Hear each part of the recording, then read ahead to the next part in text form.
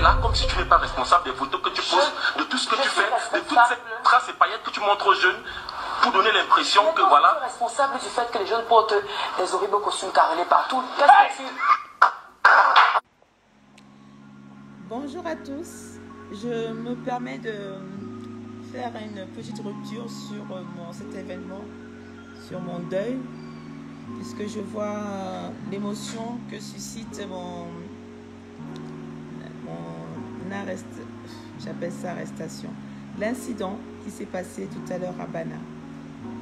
Je vais bien, je vais vraiment très bien, et je vais juste vous rassurer qu'il n'y a rien, vraiment rien eu. Il y a eu du zèle de la part on va dire, d'un homme en tenue. Et ce zèle a entraîné un chamboulement de notre programme, de l'émotion au travers de l'émotion. Je vais vraiment bien. Il y a je pense que la hiérarchie a bien confirmé qu'il n'y avait aucun mandat d'arrestation contre ma personne.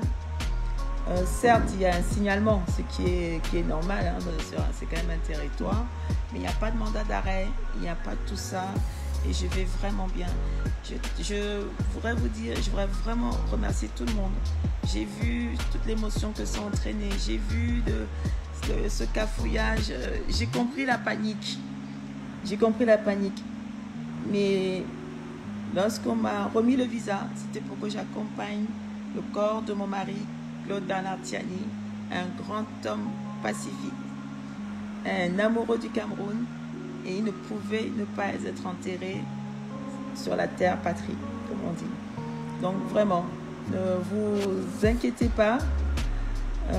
C'est vrai qu'il y a beaucoup de choses, que le combat que nous menons, c'est vrai que c'est un combat difficile, mais nous vivons dans un monde difficile, mais le Cameroun est un État. C'est un État, il y a des règles dans un État. Et je pense que même en temps de guerre, à un moment, on s'arrête pour enterrer nos morts. Et je pense que d'un point de vue, rien que sur ce principe, c'est respecté. Et nous sommes des Bantous. Les Bantous ont une attitude spécifique vis-à-vis de la mort.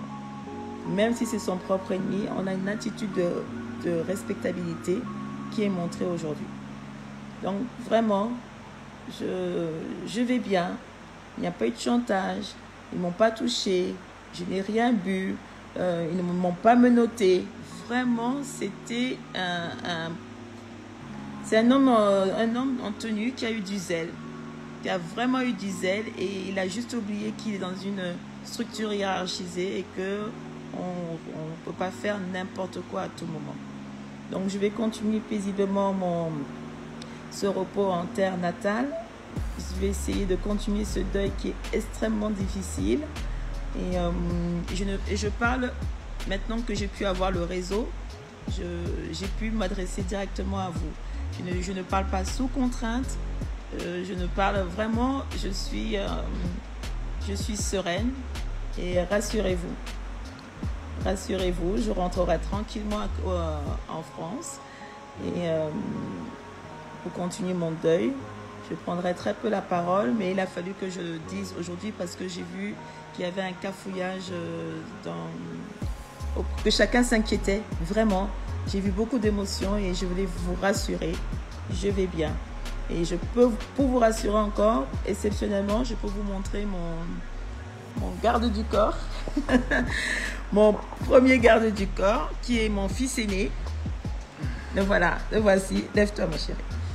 Voilà. Pour vous dire qu'on est vraiment... Vous voyez, il est un peu fatigué parce qu'il a subi, il a découvert un autre monde. Et donc voilà, rassurez-vous, transmettez le message à vos amis. Et être un activiste pour la liberté, c'est possible, hein, parlant de tout le monde. Et au Cameroun, en ce moment, ils ont compris que je suis vraiment j'ai un drapeau blanc. C'est vraiment le drapeau blanc. Mon foulard signifie je veux enterrer mon mari dans son pays natal, sur sa terre de ses ancêtres. Et bon courage à tous et bonne soirée à tous. Merci. Au revoir. On se souvient de cette dame qui, dans tous ses états à Genève devant l'hôtel Intercontinental il y a 2 ans, ensemble avec les autres pseudo-activistes, humiliait le chef de l'État, son Excellence Paul Biya, en lui demandant de quitter la Suisse. Plusieurs actions s'étaient poursuivies, parmi lesquelles l'agression d'une dame dont Madame Pegang était l'auteur. Cette scène restera-t-elle impunie? Aujourd'hui, ceux-là même qui ont traité le Cameroun de tous les noms d'oiseaux, déchiré l'emblème national, insulté la première dame, nous disent qu'il fait beau vivre dans le pays de Paul Biya. Pas mal. Bien au contraire, cela nous réjouit beaucoup. Même comme il a fallu trop risquer pour remettre ses ennemis de la nation sur les rails. Nous disons qu'il n'y a que les imbéciles qui ne changent pas. Nous attendons maintenant le suivant. Peut-être, ce sera le tour de Kamoua la Panthère, ou Max Ivoire. Quant à Astifa, influenceur dans les réseaux sociaux et patriote, nous vous demandons d'apprendre à soigner votre langage lorsque vous êtes devant une femme. Il faut respecter la femme. Le chef de l'État, son Excellence Paul Biya, respecte la femme. Donc faites aussi comme lui. Merci, je suis Jacqueline pour Épervier Universel.